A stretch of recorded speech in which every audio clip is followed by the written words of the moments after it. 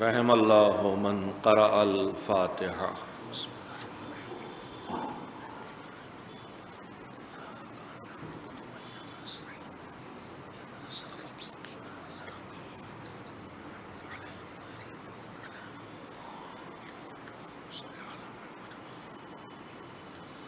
اعوذ باللہ من الشیطان اللعین الرجیم، بسم اللہ الرحمن الرحیم، الحمد للہ رب العالمین، والعاقبۃ للمتقین، والجنۃ للمؤمنین، والنار للملحدین، والصلاۃ والسلام علی سید الانبیاء والمرسلین، سیدنا و نبینا والشفیعنا ابی القاسم محمد وآلہ الطیبین الطاہرین المعصومین المظلومین، واللعنۃ الدائمۃ الباقیۃ علی اعدائہم اجمعین من الآن الی یوم الدین، اما بعد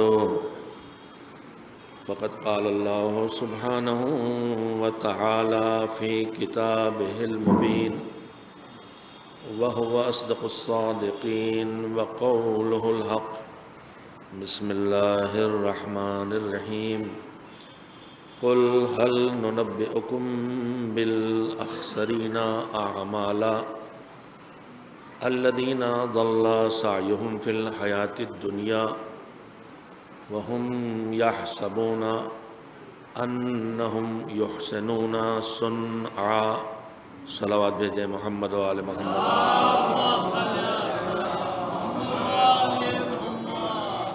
گزارش ہے کہ ایک بار سورہ حمد اور 3 بار سورہ توحید کی تلاوت فرما کے مرحوم افسر حسین ابن اختر حسین مرحوم کی روح کو ہدیہ کر دیں۔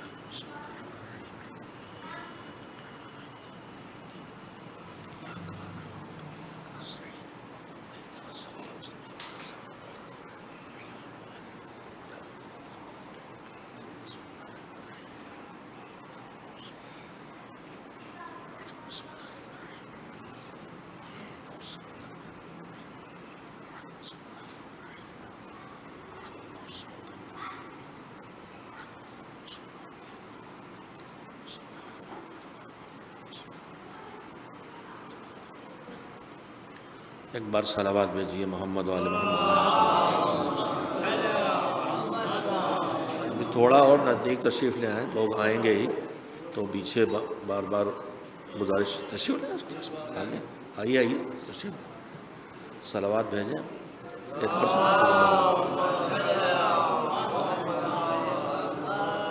سورہ کہف کی 2 آیتیں ہیں جن کی تلاوت کا شرف میں نے آپ حضرات کی خدمت میں حاصل کیا ہے، اور ادھر کچھ مدت سے انہی آیتوں میں جس خطرے کی طرف ہم کو متوجہ کیا گیا ہے اسی کو موضوع گفتگو قرار دے کے آپ حضرات کی خدمت میں جہاں کہیں بھی جانا ہوتا ہے کچھ باتیں جو اس حقیر کے خیال میں ہم سب کے لیے قابل توجہ ہیں اور ایک مومن کو ان کی طرف متوجہ رہنا چاہیے، ان کو عرض کرنے کی کوشش کرتا ہوں۔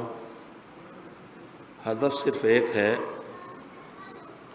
کہ پروردگار عالم نے جو مومن کا مومن پہ حق رکھا ہے، البتہ جسے واقعی مومن کہا جاتا ہے، یہ جو واقعی شیعہ کہلانے کے لائق ہے، آپ کے لیے تو نہیں کہہ سکتا کی صلاحیت نہیں ہے۔ حیوان جب آتا ہے تو ایک منزل اور آگے بڑھا، اب یہ بڑھنے کی صلاحیت بھی، اتنا ساری بکری کا بچہ 1 سال پال کے اگلے سال 500 کا خرید کے 10,000 کا بقرعید میں بیچ لیتے ہیں بڑھنے کی وجہ سے، لیکن بڑھنے کے ساتھ یہ چلنا بھی جانتا ہے، ادھر سے ادھر جگہ بدل سکتا ہے۔ تو یہاں تک ہوا حیوان، اب اس کے بعد آتا ہے انسان۔ انسان میں حیوان تک جتنی خوبیاں اور صفتیں ہیں وہ سب پائی جاتی ہیں، لیکن انسان کے اندر ایک الگ سی چیز پائی جاتی ہے جس کا نام عقل ہے۔ عقل کا مطلب یہ ہے کہ اس کے اندر صحیح اور غلط، اچھے اور برے کو پہچاننے کی صلاحیت بھی ہے، اور حیوان بھی واقعات دیکھ کے ان کو محسوس کرتا ہے لیکن اس سے نتیجے نکالنا نہیں جانتا۔ بکرے کے سامنے بکرا ذبح ہوتا ہے تو بھے بھے وہ بھی کرتا ہے، لیکن اس سے نتیجے نکالنا نہیں جانتا کہ اب یہاں نہ آنا چاہیے، یہاں خطرہ ہے۔ اسی لیے آپ نے دیکھا ہوگا کہ بلی کے بچے مرغی کے ساتھ ایک جگہ چرتے ہیں، بلی جب آتی چیخ کے بھاگتی ہے لیکن پھر وہیں پہنچ جاتی، اس لیے کہ اس کو نتیجہ نکالنا نہیں آتا کہ یہاں خطرناک ہے۔ اللہ نے انسان کو یہ صلاحیت دی ہے کہ یہاں جائیں کہ نہ جائیں یہ فیصلہ بھی کرنا جانتا ہے، اور ایک بار جا کے چوٹ کھا کے نتیجہ بھی نکال لیتا ہے کہ جہاں جانا ٹھیک نہیں ہے۔ یہ تو ہم انسانوں کی بدنصیبی ہے کہ پروردگار عالم نے ہمارے سامنے کھول کے رکھ دیا ہے کہ اچھا نتیجہ جنت کی شکل میں کہاں ملے گا، وہاں جاؤ، اور برا نتیجہ جہنم کی شکل میں کہاں ملے گا، وہاں نہ جاؤ۔ مگر اس صلاحیت کے باوجود کہ ہم نتیجے نکالنا جانتے ہیں، جہنم والی جگہوں پہ کھڑے دکھائی دیتے ہیں، جنت والی جگہوں سے غائب دکھائی دیتے ہیں۔ خیر یہ ایک چھوٹا سا ضمنی جملہ تھا، اصل بات یہ کہنا چاہتا تھا کہ انسان کے اندر گنجائش ہے اوپر جانے اور نیچے آنے دونوں کی۔ یہ انسان اونچا اٹھتا ہے تو فرشتے اس کے پیروں کے نیچے پر بچھاتے ہیں، اور یہ انسان نیچے گرتا ہے تو پتھروں سے بدتر ہو جاتا ہے، اس لیے کہ پتھروں سے بھی پیاسوں کے لیے پانی کے چشمے پھوٹتے ہیں، اور یہ انسان اتنا نیچے گرتا ہے، پتھروں سے بدتر ہو جاتا ہے کہ بہتے ہوئے دریا کے پانی کو پیاسوں پہ بند کر دیتا ہے۔ تو انسان اٹھتا بھی ہے، انسان گرتا بھی ہے، کب اٹھتا ہے کب گرتا ہے ایک موضوع ہے، میں اس پہ گفتگو کرتا بھی رہا ہوں، لیکن اس وقت اس موضوع پہ نہیں جانا چاہتا۔ میں گزارش کرنا چاہتا ہوں کہ خود انسان میں صلاحیت ہے۔ اب ہمارے اندر جو کچھ ہے اس میں سے جو ہماری ایمانی دنیا ہے وہ ہے ہمارا ایمان، وہ ہے ہمارا تقوی، وہ ہے ہمارا تشیع، وہ ہے ہمارا توکل، وہ ہے ہماری بصیرت، وہ ہے ہمارا زہد، جو اچھی چیزیں وہ ہے ہماری سخاوت، وہ ہے ہماری شجاعت۔ یہ بھی جس کے پاس ہے وہ یہ نہ سمجھے کہ ٹکاؤ ہے۔ بس ساری چیزیں چھوڑ کے صرف میں ایمان کی بات کرنا چاہتا ہوں، ان میں سے سب چیزیں آنی جانی ہیں۔ پہلی بات یہ ہے کہ آنی جانی ہے، اور دوسری بات یہ ہے کہ آنے کے بعد اگر نہ جائیں ٹکے بھی تو ہمیشہ ایک کوالٹی کی نہیں رہتی، کبھی گھٹتی ہے کبھی بڑھتی ہے۔ میں مومن کے بارے میں گفتگو کر رہا تھا۔ ایمان، پہلی بات یہ ہے کہ ایمان ایسی چیز نہیں کہ آ گیا تو آ گیا، ایمان آ کے چلا جاتا ہے اور جا کے آ بھی جاتا ہے، دونوں باتیں ہیں۔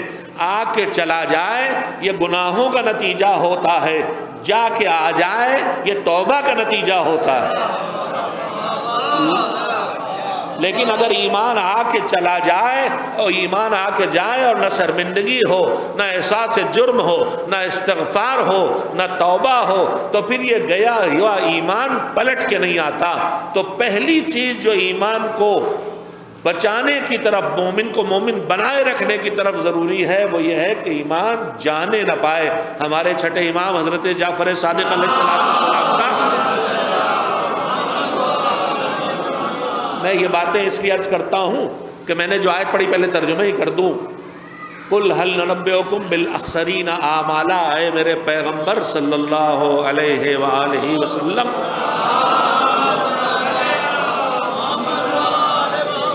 کیا کہو تم ان لوگوں سے، کن سے؟ پیغمبر کن سے کہہ رہے ہیں؟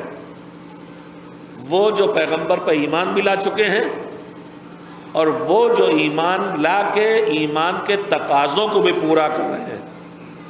ایمان لائے ہیں یعنی توحید اپنا لی ہے، اور ایمان کا تقاضا پورا کر رہے ہیں یعنی توحید کا اقرار کر کے نماز بھی پڑھ رہے ہیں۔ پیغمبر کے سامنے کون لوگ ہیں؟ وہی لوگ تو ہیں، چاہے ظاہری ہو چاہے حقیقی ہو، لیکن لا الہ الا اللہ کہنے کے بعد نماز میں بھی کھڑے ہیں۔ تو ایمان بھی لائے ہیں اور ایمان کے تقاضے پر عمل بھی کر رہے ہیں، وہ ہیں مخاطب۔ اس آیت کے قل حل ننبئکم، کہیے پیغمبر کیا میں تمہیں، یہ تمہیں کون ہے؟ یہ تمہیں وہ ہے جو پیغمبر کے زمانے میں بھی ہیں اور قیامت تک آئیں گے۔ کون؟ کل امت کے سامنے امت والے جو وہاں موجود تھے، اور آج ہم اور آپ کون ہیں؟ ہم میں وہ کون ہے جو خالی توحید کو مانے اور توحید کے تقاضوں کو نہ مانے، کہ نماز کو واجب نہیں مانتا، روزے کو واجب نہیں مانتا، حج کو واجب نہیں مانتا، زکوٰۃ کو واجب نہیں مانتا؟ یہ مسلمان نہ کہلائے گا۔ مسلمان وہی کہلائے گا جو توحید کے واجب ماننے کے بعد نماز کو بھی واجب مانے، زکوٰۃ کو بھی واجب مانے، حج کو بھی واجب مانے۔ یہ ضروریات دین کہلاتے ہیں، یعنی ایمان آئے گا تو اتنا تو لے کے آئے گا، اتنا تو تمہیں ماننا پڑے گا۔ تو وہ کون ہے پھر؟ مخاطب وہ ہے جو ہے باعمل مومن۔ میں یہیں پہ آپ کی توجہ حاصل کرنا چاہتا ہوں، باعمل مانتا بھی ہے اور کرتا بھی ہے۔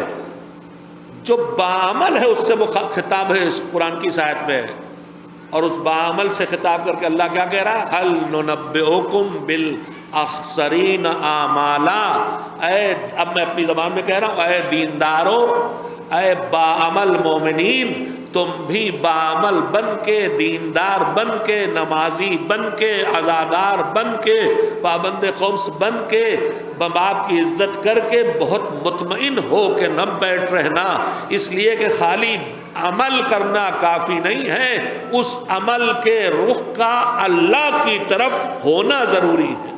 ابھی جملہ میرا واضح نہیں ہوا، یہ مجلس ہو رہی ہے، اس مجلس کے میزبان نے پوسٹر بھی چھاپا، مجھ جیسے حقیر کو پڑھنے کے لیے بلایا، تبرک کا بھی انتظام کیا۔ اب یہ ایک عمل ہے، اب اس عمل میں دو جذبے ہو سکتے ہیں، ایک اس مجلس کا رخ ہوگا اللہ کی طرف کہ مجلس اللہ کے لیے ہو رہی ہے، اس کی اطاعت میں ہو رہی ہے، اس کے حکم کی پیروی میں ہو رہی ہے، اس کی رضا کے حصول کے لیے ہو رہی ہے، اس کے اجر و ثواب کو پانے کے لیے ہو رہی ہے، اور ایک بھی رخ ہو سکتا ہے کہ مجلس کا اس لیے کیا جائے کہ لوگ کہیں بڑی زبردست مجلس کی، برسی کی ایسی مجلس لوگ نہیں کرتے، 40ویں میں بھی نہیں کرتے، برسی میں ایسی کر ڈالی۔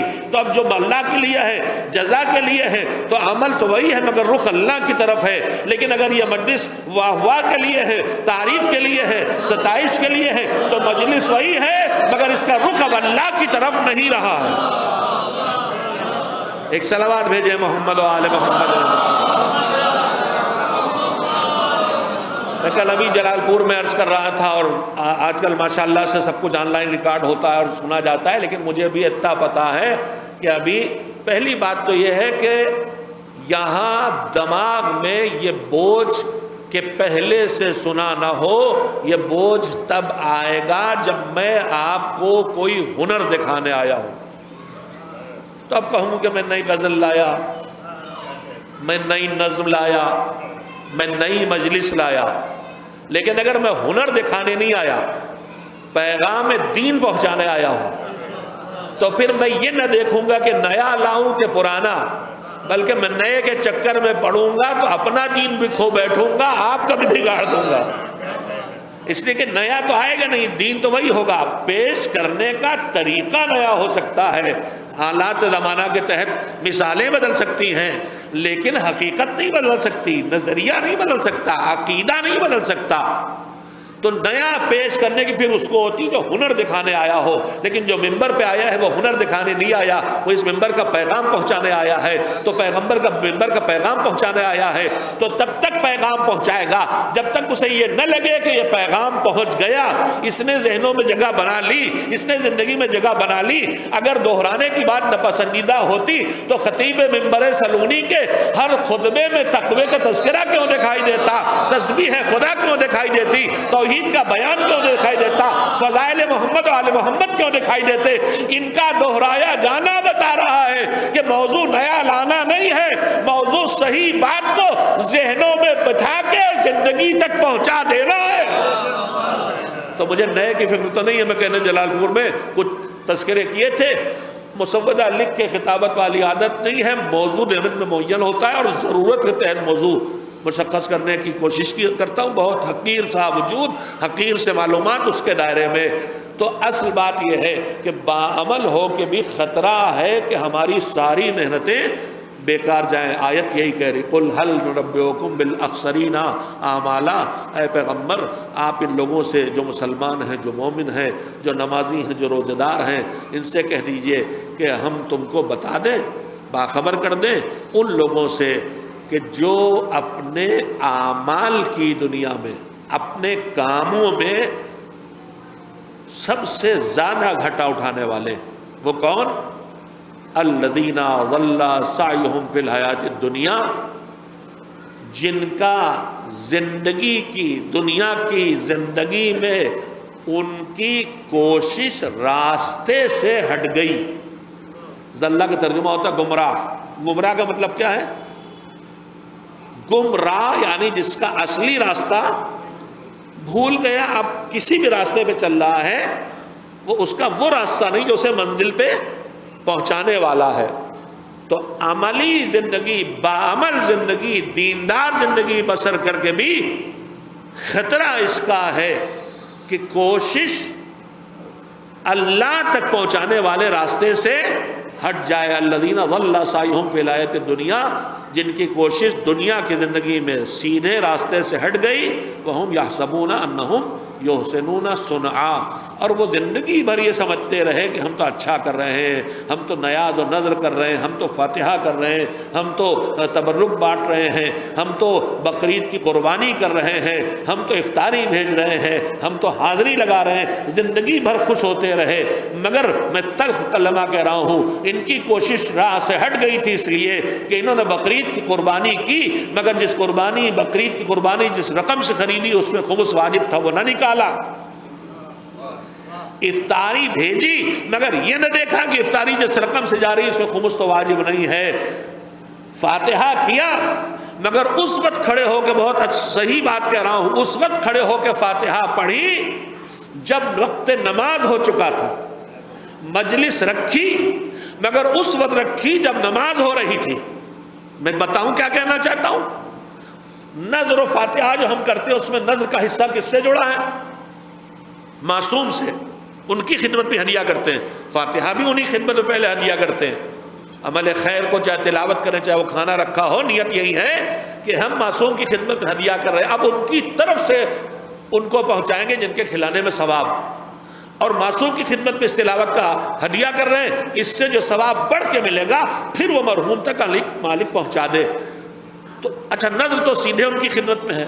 تو جب نذر ان کی خدمت میں سیدھے ہے تو میں آپ سے پوچھنا چاہتا ہوں، ادھر وقت کا، نماز کا اول وقت ہے، بڑی نفسیاتی سی بات کہہ رہا ہوں، ادھر نماز کا اول وقت ہے اور ادھر میں نذر کا تحفہ لیے کھڑا ہوں، معصوم آپ کی خدمت میں پیش ہے. اب یہ بتائیے، معصوم بارگاہ الہی میں ہے، اول وقت نماز پڑھ رہے ہیں، وہ بارگاہ الہی سے مڑ کے مجھ سے تحفہ لیں گے، وہ کہیں گے کتنے نالائق ناسمجھ بے معرفت ہو، اس وقت تحفہ لے کے آئے ہو جب میری نماز کا وقت ہے، نماز کے وقت مجھے ڈسٹرب نہ کیا کرو. تو خدا کے لیے اس شعور کو پیدا کیجئے. یہ وہی عمل ہے جس کا رخ اللہ کی طرف سے ہٹ گیا ہے. ہے کڑوی بات مگر سچی بات. کڑوی بات ہوتی ہے، ہم نے سوچا نہیں ان باتوں. مجلس کر رہے ہیں، نماز سے ابھی محرم آنے والا، محرم کے بارے میں بات کرنا چاہتا ہوں. محرم آنے والا، مجلسیں ہوں گی، جلوس نکلیں گے، عزاداری کس جتنے طریقے سب اپنائے جائیں گے. اور اس میں جس میں سب سے زیادہ بے توجہی اب تک ہوئی، الحمدللہ تھوڑا شعور ہمارا جاگا ہے، اس میں سب سے زیادہ بے توجہی اس پر ہوگی کہ نماز کے وقت بھی مجلس ہو رہی ہے، نماز کے وقت بھی جلوس جاری ہے. وہ دور گزر گیا جب مجلس و نماز لڑائی جاتی تھی. الحمدللہ اب وہ دور گزر گیا جب آپ کے ذہنوں کو الجھایا جاتا تھا کہ عزاداری اونچی ہے، کہ نماز اونچی ہے، اور حسین افضل ہے، کہ سجدہ افضل ہے. میں ان بحثوں میں نہیں جاؤں گا، کوئی کھڑا کرے گا تو جواب پا جائے گا. میں اپنے جوانوں کو محسوس کرانا چاہتا ہوں کہ اگر عمل کی راہ پہ آتے ہیں تو شعور عمل اور سلیقہ عمل بھی ہونا چاہیے. مجلس وقت نماز ہو رہی، نماز وقت مجلس ہو رہی، ہمارا عقیدہ کیا؟ اور عقیدہ نہیں ہے، عقیدہ ہے اور صحیح ہے. میں پہلے ان روایات کو جو مجالس میں پڑھتے تھے کہ جناب سیدہ تشریف لائی ہیں اور امام تشریف لائے ہیں، میں سمجھتا تھا کہ کچھ جذباتیت ہے اس میں. لیکن میں نے پھر آیت اللہ رضمہ خوئی رحمۃ اللہ علیہ جو محقق تھے اس دور کے روایات کے، ان کا جواب پڑھا کہ اتنی روایات ہیں جس سے یہ اطمینان ہوتا ہے کہ جن جگہوں پر ذکر حسین ہوتا ہے وہاں پر معصومین کی حاضری تشریف آوری ہوتی ہے، یہ اور بات ہے کہ اس کی کیفیت کا ہمیں پتہ نہیں ہے۔ اب یہ جو ہمارے ذاکرین اس کو بہت ایسا بیان کرتے جیسے عینی شاہد ہو، یہ ان کے تخیلات کا نتیجہ ہے۔ ان کی شرکت کس طرح سے ہے؟ اچھا کوئی صاحب سمجھ سکے ہو تو بتائیں۔ مولا علی علیہ الصلوۃ والسلام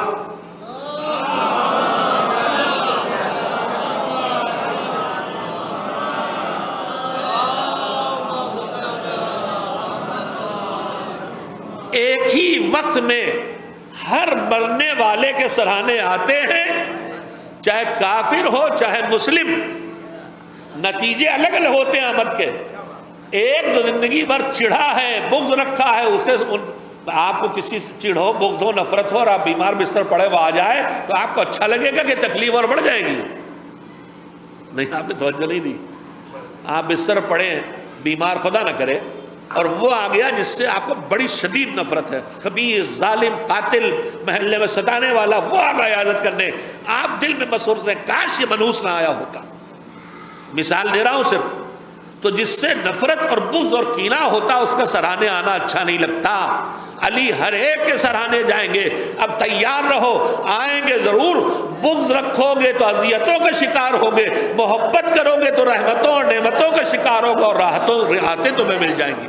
تو میں پوچھنا چاہتا ہوں کوئی صاحب سمجھے ہو تو بتائیں کہ اس ایک وقت میں ہزاروں لاکھوں موتیں ہو رہی ہیں، علی سب کے سرانے موجود ہیں، وہ کیسے حاضر ہوتے ہیں؟ اگر تم یہ بتا دو کہ وہاں کیسے تشریف لاتے ہیں تو میں یہ بتا دوں گا کہ ہر مجلس میں کیسے آتے ہیں۔ تو مجھے تو نہیں پتا کہ کیسے آتے ہیں، مجھے نہیں اندازہ ہے کیسے آتے ہیں، مگر ان کا اخلاق ضرور ایک چیز بتاتا ہے۔ میں اطمینان اور یقین سے نہیں کہہ سکتا، مگر اخلاق ضرور بتاتا ہے۔ چوتھے امام کے لیے جو پڑھا جاتا ہے کہ جوتیوں میں تشریف فرما تھے، وہ روایت تو مجھے ابھی تک ڈھونڈے نہیں ملی، لیکن مجھے ایک اور روایت ملی چھٹے امام حضرت جعفر صادق علیہ الصلوۃ والسلام، کہ آپ کے صحابی آئے ملنے کے لیے تو امام نے کہا کہ کل تم لوگ وہاں بیٹھے تھے اور وہاں یہ بات ذکر محمد والے محمد، یہی مجلس ہو رہی تھی، گویا امام حسین کی ذکر ہو رہا تھا ہمارا، اور وہاں یہ بات ہوئی تو انہوں نے کہا کہ ہاں مولا یہ سب ہوا تو ہے، مگر آپ کو کیسے پتہ چلا؟ تو امام نے کہا کہ میں بھی وہیں تھا۔ کہا مولا آپ وہاں تھے تو ہم نے آپ کو نہیں دیکھا؟ تو امام نے کہا سنو، جب تم اس مجلس کے بعد نکلے تو جب تم دروازے سے نالین پہن کے نکلے تو تم نے دیکھا تھا بائیں طرف دیوار سے لگا جوتیوں سے تھوڑا دور ایک آدمی چادر اوڑے بیٹھا؟ کہا مولا دیکھا۔ کہا میں وہی تھا۔ تو ان کا اخلاق تو یہی ہے کہ ذکر ہوتا ہے تو یہ ذکر جہاں ہوتا ہے وہاں شرکت کرنے والے سامعین کا بھی اتنا احترام کرتے ہیں کہ ان کے جوتیوں کے بعد جو جگہ ملتی ہے وہاں تشریف فرما ہوتے ہیں۔ اگر یہ کرم ان کا، اللہ اس مجلس کی عظمت کا ہم کیا احساس کر سکتے ہیں، جہاں ان کی تشریف آوری یقینی ہے اور جہاں ان کا اخلاق یہ دکھائی دیتا ہے کہ جوتیوں میں نہ جانے کہاں بیٹھے ہوں گے۔ مگر میں ایک بات اپنے سارے عزاداروں سے اور لائیو جا رہی انشاءاللہ اس کے ذریعے جہاں تک پہلے ان سب سے کہنا چاہتا ہوں، ہم فاتحے کی مجلسیں بھی اتنی طولانی کر دیتے ہیں کہ ہماری مجلسیں نماز کے وقت تک پہنچ جاتی ہیں، اور بسا اوقات نماز کے وقت ہی خطیب کو بٹھایا جاتا ہے، تو مجلس کس تک پہنچائیں گے؟ ہمارا مزاج یہ ہے کہ ہم اپنے ثواب کو پہلے معصومین کی بارگاہ میں ہدیہ کرتے ہیں تاکہ اجر بڑھے، تب ہم اللہ تک پہنچاتے ہیں۔ اچھا سیدھے اللہ تک بھی پہنچائیں یا معصومین کے ذریعے پہنچائیں، دونوں میں جو قابل غور مسئلہ ہے وہ آپ کی خدمت میں عرض کرنا چاہتا ہوں۔ ہم نے مجلس کی، ہمیں امید کیا ہے، ہمیں توقع کیا ہے کہ ہماری مجلس میں ریاکاری نہ ہو، خلوص ہو، اور امام اور معصومین اور حضرت رسول اللہ صلی اللہ علیہ وآلہ وسلم اور ان کی لخت جگر حضرت فاطمۃ الزہرا سلام اللہ علیہا مادر حسین اور ائمہ طاہرین سب تشریف فرما ہو، اور روایات کے مطابق ملائکہ بھی سب آئیں، ہماری توقع بھی ہے، ہماری امید بھی ہے۔ تو میں آپ سے پوچھنا چاہتا ہوں کہ اگر اول وقت نماز آپ نے مجلس رکھی ہے تو آپ کی توقع کیا ہے؟ آپ کی رکھی مجلس پہ فرش عزا پہ آئیں گے یا اللہ کے بلائے ہوئے اللہ کی دی ہوئی صدا پر مسجد میں مصلی پہ جائیں گے؟ نہیں، بات نہیں پہنچی شاید۔ اول وقت نماز ہم مجلس کر رہے ہیں تو ہم معصوم کو بلا رہے ہیں کہ نہیں؟ اب یہ بتائیے، اول وقت نماز جو مجلس ہو رہی ہے اس وقت امام کس کو ترجیح دیں گے؟ دین ان سے کہہ رہا ہے، اللہ کہہ رہا ہے اول وقت نماز ہے، مصلی پہ آؤ۔ ہم ان سے کہہ رہے ہیں مصلی چھوڑ کے فرش عزا پہ آئیے۔ بتائیے وہ ہماری بات مانیں گے یا اللہ کی بات مانیں گے؟ وہ یہی تو کہیں گے میرے چاہنے والے میرا ذرا مزاج تو پہچان، مجھے بلا، مگر اس وقت نہ بلا جس وقت میرا رب مجھے بلا رہا ہے، اس لیے کہ رب کی آواز چھوڑ کے میں تیری آواز پہ لبیک کہنے والا نہیں ہوں۔ سوچیں تو ہم ان باتوں کو، خالی کیے نہ چلے جائیں۔ شعور اور سلیقے کی ضرورت ہے۔ مذہب میں جن چیزوں کو اہمیت ہے اور ان میں سے ایک چیز سلیقے عمل ہے۔ خالی کر دینا کافی نہیں ہے، ویسے کرے کہ قبول ہو، ویسے کرے کہ قبول ہونے میں سلیقے عمل بھی شرط ہے۔ تو گفتگو میں نے جہاں سے شروع کی تھی اس کے دو حصے ہو گئے۔ آیت کی بنیاد پر ہم نے آپ سے عرض کیا کہ عمل کی راہ پہ چلتے ہوئے بھی ہو سکتا ہے کہ ہم سب کچھ کر کے بھی اپنے کو ضائع کر دیں، اور ضائع کرنے میں جو اسباب بن سکتے ہیں ضائع ہونے کے، بڑی بڑی حج کر کے آئے، ولیمہ مستحب ہے، بہت بڑا ولیمہ کیا، مگر اس ولیمے میں ناموری کا شوق ہے۔ اب تو ہماری بدنصیبی یہ ہے کہ جب ہم دنیا کی سیاست میں ناکام ہوتے ہیں تو دین کے ذریعے سیاست دنیا میں جانا چاہتے ہیں۔ اور میں تلخ جملہ اور کہوں، بہت سو کو برا لگے گا، ہر علم میں، ہر فن میں جانے کے لیے اس علم و فن میں جا کے پڑھنا پڑتا ہے، اس علم و فن کی مہارت حاصل کرنا پڑتی ہے۔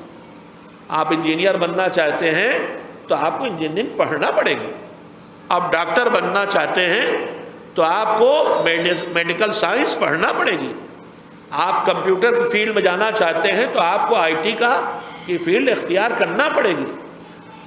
ہم جغرافیہ کے بہت بڑے پروفیسر کو بھی میتھمیٹکس پڑھانے کے لیے نہیں لائیں گے، میتھمیٹکس سے بہت بڑے جانکار کو بایولوجی پر سکھانے کے لیے نہیں لائیں گے۔ ہر فیلڈ کا جانکار اس فیلڈ میں جاتا ہے۔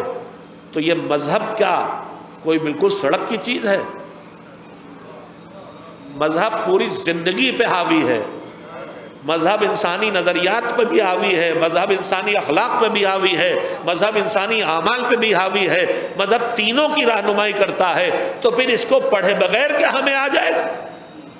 مگر ہوتا یہ، میں تل جملہ کہہ رہا ہوں، میرا ملاحظہ یہی ہے، اللہ کرے کہ غلط ہو، کہ جب دنیا میں ناکام ہو جاتے ہیں تو دین کی راہ پہ آ کے مجلس پڑھنے لگے، مولانا صاحب بن گئے، دوسروں کے شعر پڑھنے لگے، بڑے شاعر بن گئے۔ تو ناکام دنیا دین کو ذریعہ بناتا ہے، اور یہاں آگے جس کو دیکھے کوئی خطیب تو ذاکر بنا جا رہا ہے۔ یہ جتنے اور جو نقاد بیٹھے ملیں گے، جو کریں گے نہیں، خالی تنقید کریں گے، ان کو بھی دیکھیے گا تو اپنی زندگی کے ناکام ملیں گے، دنیا بھر میں ناکام ہیں، دین کے نقاد بن گئے۔ بالکل اسی طرح جیسے جملہ مشہور ہے کہ ناکام ادیب اچھا نقاد ہوتا ہے، ایک دو بزرگ میرے سمجھیں گے اس کو، یہ جملہ ہے معروف۔ افسانہ لکھنا نہیں آتا، غزل کہنا نہیں آتی، کہانی لکھنا نہیں آتی، ناول لکھنا نہیں آتا، نظم کہنا نہیں آتا، اس کی صلاحیت نہیں، مگر ہر ایک میں عیب نکالنا آتا ہے۔ تو ناکام ادیب یعنی جانتا ہے ادب کو مگر خود نہیں کہہ پاتا، میرا جیسا۔ ناکام ادیب اچھا نقاد ہوتا ہے۔ وہی حال آج کل ہماری دین کا ہو گیا ہے کہ ناکام ڈاکٹری والا، ناکام انجینئرنگ والا، ناکام میتھمیٹکس والا آ کے کامیاب مولانا بننے کی کوشش کرتا ہے کہ میں خطیب ممبر بن جاؤں یا شاعر ممبر بن جاؤں۔ دین جہالت کی جگہ نہیں ہے، دین علم کی جگہ ہے۔ علم کے ذریعے آؤ تو جس جگہ سے جی چاہے آؤ، جہالت کے ذریعے آؤ گے تو تم مدرسے سے بھی نکل کے آؤ گے تو کسی قابل قرار نہ پاؤ گے بارگاہ خدا میں۔ خیر، بات سے بات نکلی تو میں بعض سچائیاں آپ کی خدمت میں عرض کر دیتا ہوں۔ میں نے اس وقت کرنا چاہا کہ ہمارے اعمال ضائع ہو سکتے ہیں، ساری ہماری دینداری کے باوجود ہمارے اعمال کو جو چیزیں ضائع کرتی ہیں، جو ہمارے کوششوں کو خراب کر سکتی ہیں، ان کی طرف میں آپ حضرات کو متوجہ کر رہا تھا۔ اور شروع میں ایک بات کہی تھی کہ ہم صاحبان ایمان ہوں یا شیعہ ہم کہلائیں، اب تمہید چھوڑے میں آیا تھا، اس کو وضاحت کر دوں کہ ایمان، تقوی اور جتنی اچھی صفتیں ہیں، توکل، جتنی اچھی سی توفیق، صلاحیت، قبولیت دعا کی صلاحیت، اللہ کی بات ماننے کی صلاحیت۔ کبھی آدمی اچھی حالات میں ہوتا ہے، اچھی باتیں ساری مان لیتا ہے، کئی آدمی ایسے حالات میں ہوتا ہے کہ اچھی بات بھی اچھی نہیں لگتی۔ یہ سب چیزیں اونچ نیچ کی ہیں، ان میں کوئی چیز ٹھہرنے والی نہیں۔ ہمارے چھٹے امام حضرت جعفر صادق علیہ الصلوۃ والسلام، نہیں جن آنکھوں پہ ذرا غنود کی کیفیت طاری ہے، رات کے جاگے ہیں، ان کے جگانے کے لیے ایک جاگتی ہوئی صلوات بھیج دی ہے محمد و آل محمد۔ میں ایک وارننگ کی طرح، جو قرآن نے وارننگ، اسی وارننگ کا ایک حصہ ہے کہ ہم مطمئن ہو کے نہ بیٹھیں کہ ہمارا ایمان محفوظ ہے، اور نہ مطمئن ہو کے بیٹھیں کہ ہمارا عمل ضرور ہمیں نتیجہ دے گا، جزا دے گا، ثواب دے گا۔ دونوں چیزوں میں جو خطرے ان سے واقف رہیں۔ ایمان کے لیے ہمارے امام نے فرمایا، چھٹے امام نے، کہ کم سے کم ایمان کی پہچان یہ ہے، دو صفتیں بتائیں۔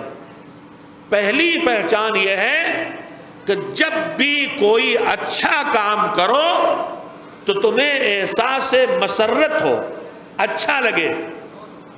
آج میں نے چندہ دیا تو یہ نہ ہو کہ لوگوں کو دباؤ میں آگے یار 500 نکل گئے، اچھا لگے کہ 500 دے آیا، حیثیت 100 کی تھی، دے آیا 500، اچھا لگے۔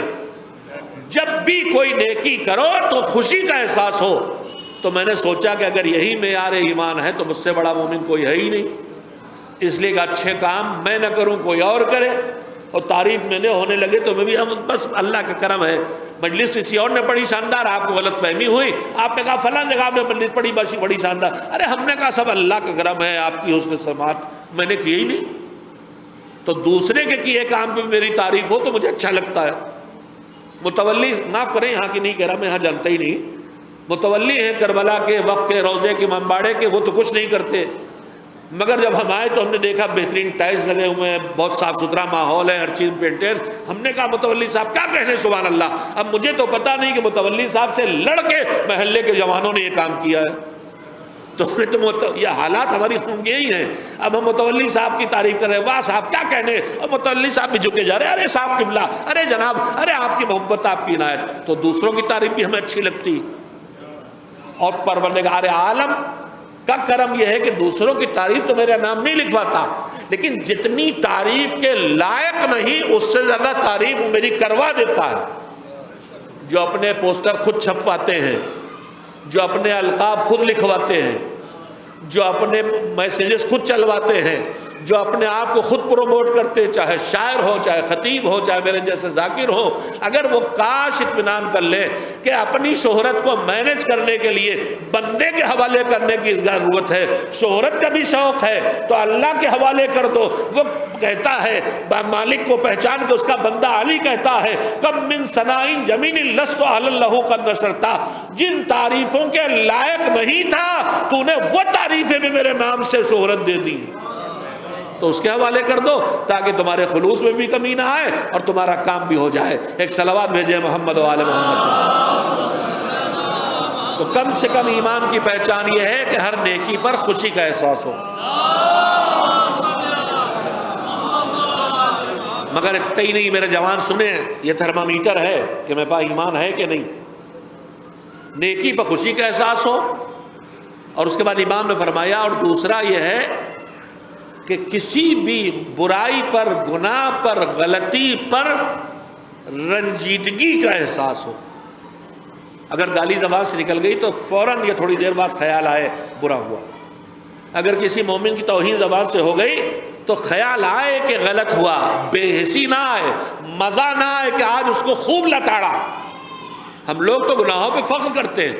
یہ تنظیم مولانا غلام عسکری اکثر کہتے تھے کہ گناہ پر شرمندہ ہونے کی وجہ ہم فخر کرتے. آج ان کو چوراہے پہ ننگا کر دیا. یہ جو آپ نے چوراہے پہ ننگا کیا ہے یہ بہت بڑا جرم کیا ہے. مومن کے گناہوں کو چھپا کے رکھنا آپ کی ڈیوٹی تھی، مگر اسے اللہ نے اپنی ڈیوٹی بنا لیا. وہ ہے ستار العیوب، عیبوں کو چھپانے والا. اگر ہم بھی وہی کریں گے تو ہمارے عیب بھی چھپے رہیں گے. ورنہ مالک کہتا ہے اگر تم نے دوسروں کے عیب پھیلانا شروع کیے تو ہم تمہارے گھر میں میں لفظ صحیح نہیں بول رہا، تمہارے گھر میں تمہیں ننگا کریں گے اگر تم نے چوراہوں پہ لوگوں کو ننگا کیا. تو دین بچے گا، ایمان بچے گا تب جب غلطی کر کے، جرم کر کے کم سے کم احساس جرم آدمی میں ہو. اگر یہ احساس بھی ختم ہو جائے تو پھر اس سے زیادہ خطرناک کوئی منزل نہیں. کیوں؟ ہم جھوٹ بولے ایک دم سے، کچھ نہیں، نماز ہی کے وقت خیال آیا، جھوٹ بولے، پہلے کھڑے ہوئے استغفر اللہ ربی و اتوب الیہ، معبود مدد کر، اب جھوٹ نہ نکلے زبان سے. تیری مدد کے بغیر نہ اس گناہ سے بچنا ممکن ہے.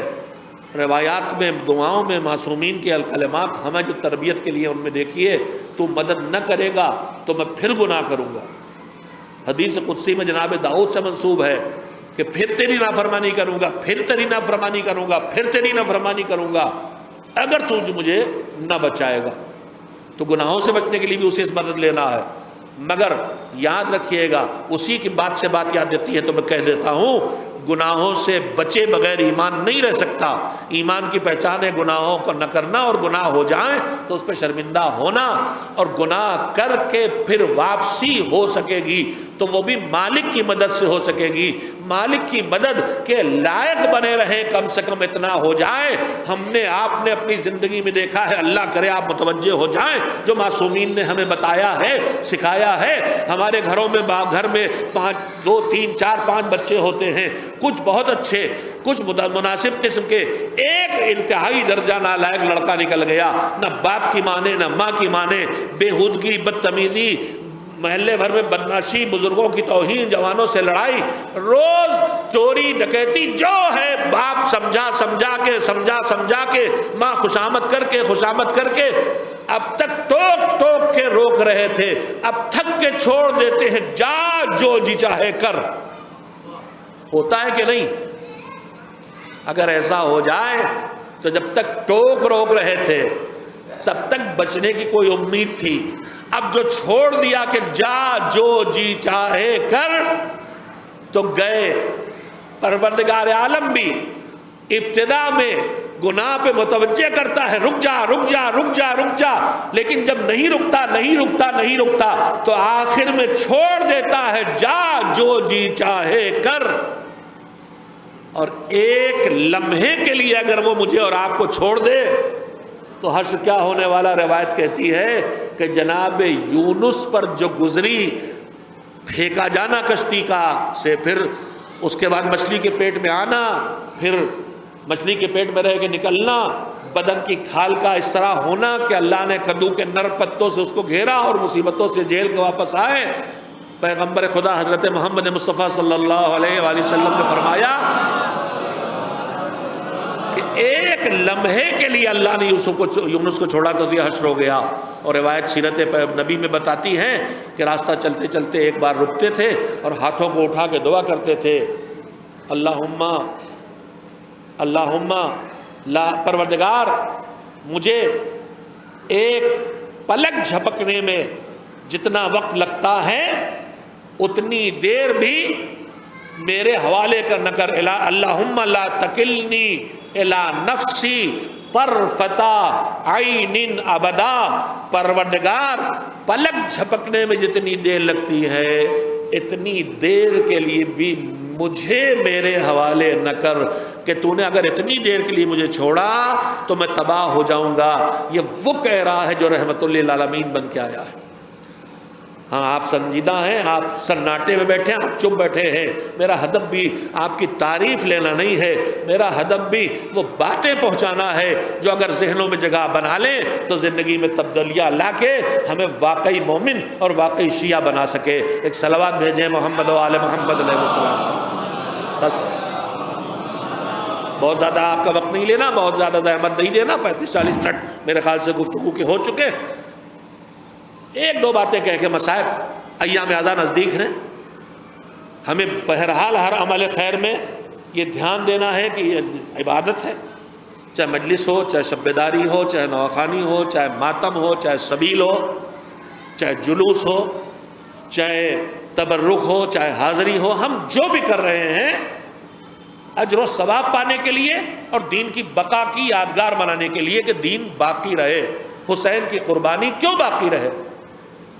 خالی حسین حسین کرنے کے لیے نہیں، جو مقصد حسین ہے اسے پہنچانے کے لیے بھی اور اس کی حفاظت کرنے کے لیے بھی، دو ہدف ہیں عزاداری کے۔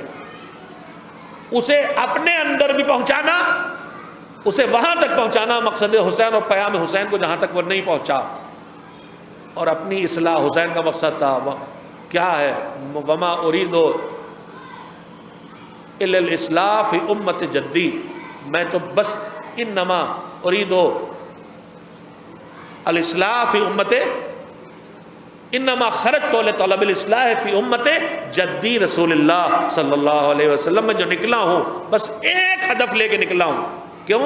انما، حسین نے اپنے مقصد کربلا کو بیان کرنے کے لیے لفظ انما لگایا۔ انما آپ بھی جانتے ہیں کہ انما جہاں لگتا ہے وہاں دو کام کرتا ہے، جسے ایسا دائرہ کھینچتا ہے کہ جسے اندر ہونا چاہیے وہ باہر نہ جانے پائے، اور جسے باہر ہونا چاہیے وہ اندر نہ آنے پائے۔ انما یرید اللہ لیذھب عنکم الرجس اہل البیت ویطہرکم تطہیرا، اللہ کا بس ارادہ ہے کہ اہل بیت تم کو ہر عیب سے دور رکھے، نجاست سے، اور تمہیں اس طرح پاک رکھے جو پاک رکھنے کا حق ہے۔ یہ انما کیا کر رہا ہے؟ جو اہل بیت میں ہیں وہ اندر آ جائیں، اور جو اہل بیت میں نہیں ہیں چاہے زوجین نبی ہی کیوں نہ ہو انہیں باہر کر دیا جائے۔ انما ولیکم اللہ، بس یہ اللہ اور نبی اور علی وہ ولی ہے جو راہ خدا میں زکوٰۃ دیتے ہیں۔ تو انما کا کام ہے دائرہ کھینچنا کہ جو اندر آنا چاہیے وہ باہر نہ جانے پائے، جو باہر ہونا چاہیے وہ اندر نہ ہونے پائے۔ حسین کر رہے ہیں انما خرجت لطلب الاصلاح فی امت جدی، میرا ہدف بس ایک ہے، اپنے جد کی امت کی اصلاح۔ کیسے کروں گا؟ اريد ان امر بالمعروف وانہی عن المنکر، اچھائیاں لوگوں کو بتاؤں گا نہیں، کرواؤں گا، اور برائیوں سے لوگوں کو برائی بتاؤں گا نہیں، برائیوں سے روکوں گا، طاقت لگاؤں گا اس پر۔ گانوں کو روکوں گا، شراب خوری کو روکوں گا، قتل و غارت کو روکوں گا، نماز کو پھیلاؤں گا، روزے کو پھیلاؤں گا، اچھے اخلاق کو پھیلاؤں گا۔ یہ پیغام حسین ہے۔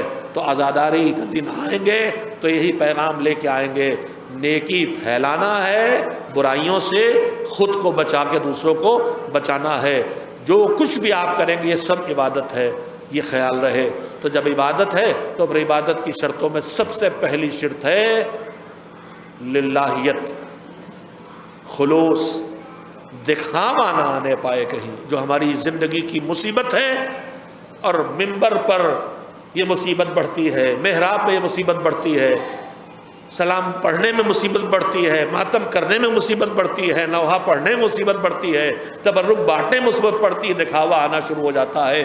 جہاں بڑا اچھا کام وہیں دکھاوا اور ریاکاری آنا شروع ہو جاتی ہے۔ ایک چیز خلوص کا خیال رہے، دوسری چیز عبادت کے لیے کھڑا ہوتا ہے تو انا چلی جاتی ہے۔ آپ تھک گئے لہذا میں سمیٹتا ہوں، ورنہ اس جملے پہ جونپور کا مجمع بولتا۔ انا اور میں عبادت کی راہ پر آتے ہی مٹ جاتے ہیں۔ یہ بتائیے مصلی پہ نماز پڑھنے کھڑا ہوا ہوں تو میں اکیلا صفی حیدر ہوں یا ہم بہت سے ہیں؟ جب ہم جماعت میں ہوں تب بھی وہی سورہ پڑھتے ہیں، اور جب فرادہ ہوں تب بھی وہی سورہ پڑھتے ہیں۔ ایاک نعبد و ایاک نستعین، ہم تیری عبادت کرتے ہیں، ہم تیری اطاعت کرتے ہیں اور ہم تجھ سے ہی مدد مانگتے ہیں۔ پروردگار کھڑا ہوں میں اکیلا صفی حیدر، تو کہنا چاہیے تھا ایاک اعبد، میں تیری عبادت کرتا ہوں میں، تو کہلا رہا ہے کہو ہم۔ کہا یہی تو بتا رہے ہیں کہ جیسی اللہ کی بارگاہ کے سامنے آؤ تو انا کو وہاں رکھ کے آؤ، اپنا وجود کھو دو، اب انا نہ رہنے پائے تب ہمارے سامنے آگے کھڑے ہو۔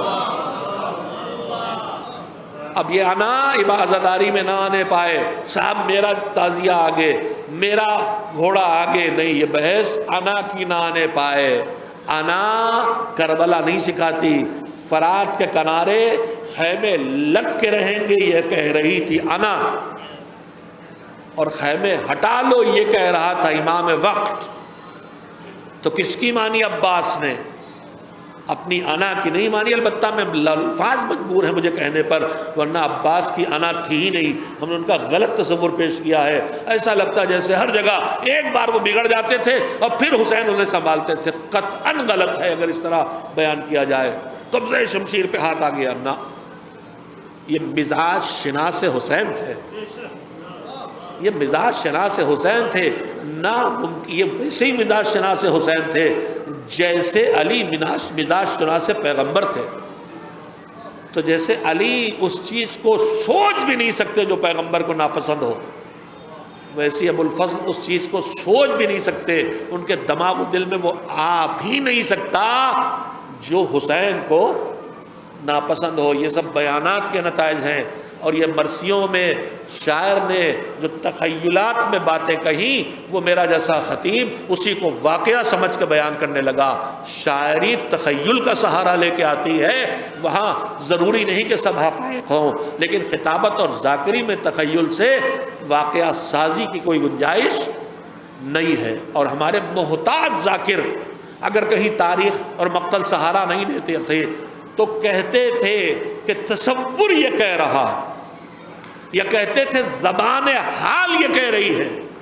یہ نہیں کہتے تھے کہ ذوالجناح نے منہ اٹھا کے امام حسین سے کہا کہ پیروں سے بیٹی لپٹی ہے، وہ احتیاط سے کہتے تھے ذوالجناح کی زبان حال کہہ رہی تھی کہ مولا کیسے چلے کہ پیروں سے بیٹی لپٹی ہے۔ یہ وہ باریکیاں ہیں جو آج ہمارے منبر پر بیٹھنے والوں کے ذہن و خیال سے نکل گئی ہیں، اور اس کی وجہ صرف یہ ہے کہ آج ہم نے انہیں ماڈل نہیں بنایا جو محتاط اور حق کے منبر سمجھ کے خطابت کر رہے تھے، آج ماڈل ان کو بنا لیا، پڑوسی ملک سے اٹھا کے لے آئے جو صرف نام کمانے یا پیسہ کمانے کے لیے منبر پہ آ کے بیٹھے۔ بڑی تلخ حقیقتیں ہیں۔ خدا کے لیے پڑوسی ملک میں جو کوئی ڈیزائن ہو رہا ہے اس کو خدا کے لیے نہ اپناؤ، نہ ان کیسٹ کے نوحوں کو اپناؤ، نہ ان بے لگام ذاکروں کی بد عقیدہ گفتگو کو بنام عقیدہ جو بیان ہو رہی انہیں سنو، نہ وہ جو مصیبتیں ہر سال نئے مصائب گڑھ کے لاتے ہیں انہیں دہرا کے فاطمہ کے دل کو نہ دکھاؤ۔ یہ جھوٹ کی دنیا نہیں ہے، یہ سچ کی دنیا ہے۔ یہاں عقیدت اپنی مرضی سے نہیں اپنائی جاتی ہے، یہاں عقیدہ مضبوط پکڑ کے پھر اس کی بنیاد پہ عقیدت پیدا کی جاتی ہے۔ میں جملے جو کہہ رہا ہوں قیمتی ہیں۔ لوگ کہتے ہیں یہ عقیدہ کی بات ہے، عقیدے کی بات نہیں، آپ کی اندھی عقیدت کی بات ہو سکتی ہے۔ عقیدہ تو وہی ہے جس کے اوپر مضبوط دلیلیں ہوں۔ خیر، میں نے عرض کیا کہ عبادت ہے عزاداری، لہذا خیال رکھیے گا۔ اور جن چیزوں کا ہم عموماً خیال نہیں رکھتے، ایک تو نماز واجب کے وقت سے ٹکرانا، اور خاص کر ہماری بہنیں ٹھیک ماتم کرنے اسی وقت کھڑی ہوتی ہیں جب مسجد کی اذان ہوتی ہے، اور خاص کر ہمارے درگاہوں پر پھول اور ہار چڑھانے کی بھیڑ ٹھیک اس وقت بڑھتی ہے۔ میں جونپور کا شاہد تو نہیں ہوں، لیکن جونپور لکھنؤ جیسے ہی ثقافت والا ہے، اور ثقافت میں تو یہ شیراز ہند کہلاتا ہے۔ میں نے لکھنؤ میں اپنے محلوں میں ٹھیک مغرب کے بعد نوجندی جمعرات کی ماتم کی آوازیں سنی ہمیشہ۔ ارے ذرا پہلے کر لو، ذرا بات کر لو۔ بی بی زہرا اس وقت نماز پڑھیں گی تمہارے ساتھ کھڑے ہو کے ماتم کریں گے۔ نہ جانے کیا بے حسی ہے جو ضد سے بدل گئی، کہنے کے بعد بھی تبدیلی نہیں آتی۔ پہلے نماز مغرب پڑھو، پھر مرثیہ پڑھو، نوحہ پڑھو۔ جیسے کربلا کے میدان میں حسین نے نماز حضور پہلے پڑھی تھی، پھر جنگ کی تھی۔ درگاہوں میں اسی وقت سب سے زیادہ بھیڑ ملے گی آپ کو جب مغرب کا وقت ہے۔ حال پھور چلانے والے، اس سے مجھے بحث نہیں، عقیدت کے اظہار میں جو بھی کر رہے ہیں، کیوں کر رہے ہیں وہ جانے، ان کی دنیا جانے۔ مگر میرے عزیزوں کم سے کم یہ تو خیال کرو کہ واجب کے وقت سے تمہارا یہ عمل نہ ٹکرائے. یہ میسج نہ جائے کہ بے نمازی قوم ہے، یہ میسج نہ جائے کہ دیکھو جلوس نکال لیں نماز نہیں پڑھ رہے ہیں، اور کوئی کچھ کہے کا نہ کہے، چھوڑیے اس کو تو کوئی کیا کہتا ہے. ہم دیکھیں کہ صحیح کیا ہے، ہم دیکھیں کہ ہمارا دین ہم سے کیا کہہ رہا، ہم دیکھیں ہمارا مولا ہم سے کیا چاہتا ہے. وہ وقت نماز چاہتا ہے، وقت نماز بیٹھ کے گریا چاہتا ہے. اس بات کو دیکھیں، ان بیجا بحثوں میں نہ جائیں جو بے وجہ بحث کھڑی کرتی ہیں. تو نماز اور واجب سے نہ ٹکرانے پائے. دوسری چیز، پردہ زینب پہ روتے ہیں، چادر چھینی اس پہ روتے ہیں. تو پھر ہمارے چاہے بے پردہ ہو میری بہن میری بیٹی، لیکن کم سے کم اتنا خیال کرے کہ جو زینب و ام کلثوم کی کنیز بن کے جلوس عزا میں آئے، جو شام و کوفہ و کربلا کے بیچ کے سفر کی یاد دلاتی ہیں، تو کم سے کم اس وقت اس سر پہ چادر ڈال کے آئے کہ بی بی زینب کو کچھ تو سکون ملے کہ وہ چادر جو کوفے والوں سے مانگتی رہی، جو شام میں مانگتی رہی، جو مجھے نہ ملی، میرے سر سے انہوں نے چھین لی تھی، مگر میری محنت رائے گا نہ گئی، میری کنیزوں کے سر سے وہ چادریں چھینی نہ جا سکی. تو کم سے کم بے پردہ ہو تم اپنے گھروں میں رہو، مگر خدا کے لیے زینب و ام کلثوم کی یادگار جلوس عزا میں بے پردہ نہ آؤ. یہ دوسری گزارش. تیسری گزارش یہ ہے کہ ہمارا دین دوسرے کے زحمت دے کے، دوسرے کو ستا کے، دوسرے کے لیے مصیبت کھڑی کر کے کسی بھی کام کو انجام دینے کی اجازت نہیں دیتا. نماز پڑھنے کی اجازت نہیں دیتا اگر ذرا سے راستہ رکے. پھلدار درخت کے نیچے جا کے پیشاب کرنے کی اجازت نہیں دیتا کہ پھل خراب ہوں گے. ہر قدم پہ جہاں کچھ بگاڑ ہونے والا ہے، چاہے ماحول بگڑے، چاہے فضا بگڑے، چاہے خلقت خدا بگڑے، چاہے اخلاق بگڑے، چاہے معاشرہ بگڑے، چاہے کسی جانور کو تکلیف ہو، چاہے کسی انسان کو تکلیف ہو، کسی چیز کی اجازت نہیں دیتا. تو پھر نام حسین پر، نام زہرا پر، نام سجاد پر، نام زینب پر، چاہے تم مجلسیں کرو، چاہے شب بیداریاں کرو، چاہے جلوس نکالو، کوشش کرنا تمہاری رات کی آوازیں اتنی اونچی نہ ہو کہ پڑیس میں سونے والوں کو ستائیں. کوشش کرو تمہارے جلوس میں راستے اس طرح بند نہ ہو جائیں کہ ٹریفک آنے جانے کی رکاوٹ پیدا ہو. تم کھینچ کے لانا چاہتے ہو، متنفر نہیں کرنا چاہتے، تو راستے بند کر کے نہ کھینچ سکو گے. جلوس کے درمیان راستے بنا کے چلو، سڑک پوری کبھی کیپچر نہ کرو، ایک حصہ چھوڑو، رسیوں سے جلوسوں کی حد بندی کرو اور ٹریفک کو پاس ہونے دو، تاکہ جب پتہ چلے کون ہے تو پتہ چلے یہ دوسروں کا خیال رکھے جینے والے حسین والے ہیں. بس میرے عزیزوں، میں سمجھتا ہوں بہت ضروری بات ہے میں آپ کی خدمت میں کہہ سکا ہوں، اور اس کے بعد آپ خود غور فرمائیں. نظر ثانی کی ضرورت ہے. ہم اس عزاداری کے لیے لانا چاہتے ہیں، بھگانا نہیں چاہتے. تو پر ہماری مجلسوں میں بھی تذکرے وہ ہوں جو لانے والے ہوں، تذکرے وہ نہ ہوں جو ہٹانے والے ہوں. ہماری شاعری کے اشعار بھی وہ نہ ہوں کہ جن سے مومن بھی ڈرنے لگے کہ ہمیں حرامزادہ بنایا جائے گا، کیسے چلے. ہم اس طرح نعرے نہ لگائیں جیسے وہ کہہ رہا ہے تو فوراً ہماری نسل پہ حرف آ جائے گا. بس ختم کروں یہی بات. اگر ہم عزادار واقعی عزاداری کرنا چاہتے ہیں کہ جو بارگاہ معصومہ سے گزرتی ہوئی، بارگاہ امام تک پہنچتی ہوئی اللہ تک عبادت بن کے پہنچے، تو ہمیں اسے عبادت سمجھ کے انجام دینا چاہیے، عادت بنا کے نہیں. ہر قدم پہ اسے عبادت بنا لیں تو انشاءاللہ یہ ہمیں بھی فائدہ دے گی اور دوسروں تک بھی اس کا فائدہ پہنچے گا، اور وہ ہدف پورا ہو جائے گا جو ان کی قربانیوں کا ہدف تھا. جو قربانیاں جن میں جان، مال، اولاد، آبرو، عزت، ساری قربانیاں شامل تھیں. ابھی آپ نے انتہائی پردرد مرثیہ سنا. میں اسی مصیبت کو یاد دلانا چاہتا ہوں. کیسی کیسی قربانیاں صرف گلے نہیں کٹے ہیں، دلوں کو کیسے دکھایا گیا ہے، کیسے کیسے اذیت پہنچانے کے سامان کیے گئے ہیں. ان کے سروں سے چادریں چھننا ایک مصیبت تھی. اس مصیبت کی کیفیت میں بیویاں ایک دوسرے کے نزدیک آ کے لپٹ لپٹ کے ایک دوسرے کے پیچھے چھپتی تھیں تاکہ اجنبیوں کی نگاہیں ان پر نہ پڑیں. کربلا میں بیویوں کی اس کیفیت کو خیمے جلنے کے بعد ظالموں نے دیکھ لیا تھا.